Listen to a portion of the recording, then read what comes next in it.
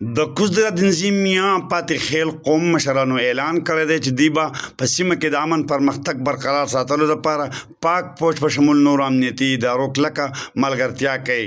په دې سلسله کې چکدره لیمس کې د امیر افضل په حجره کې د اخترګل بابا په مشرۍ کې د میاں پاتې خیل قوم مرکزی کمیټۍ لیمس د سوري لاندې د یوې غونډې تابع شوې وه چې پکې د ادینزي د بیلو بیلو کلو سره تعلق لرونکو پاتې خیل قوم مشرانو او کشرانو په ګڼ شمېر کې شرکت کړی و.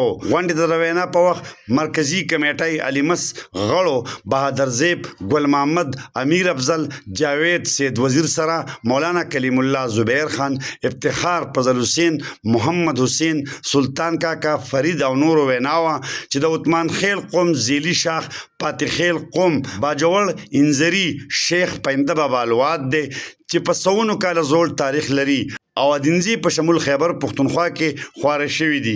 وینا کوونکو وویل چې د ادینزي په هر کلي کې د میاں پاتې خیل قوم په درجنونو خلک موجود تعلیم، صحت، پولیس، انتظامی شعبو کې مخور کسان لري.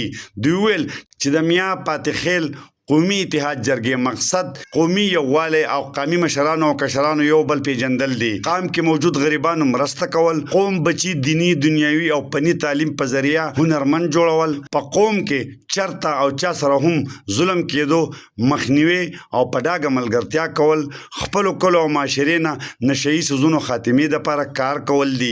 وینا کوونکو وویل چې پاتې خیل قومي اتحاد جرګه به د شورا په ذریعه بغیر چندې کار کوي چې د مرکزی کمیټۍ نه علاوه به نورو کلو کې په 15 کسانو مشتمل شوروي تنظیمونه جوړولی شي او په اکثریتي فیصلو به عمل کیږي.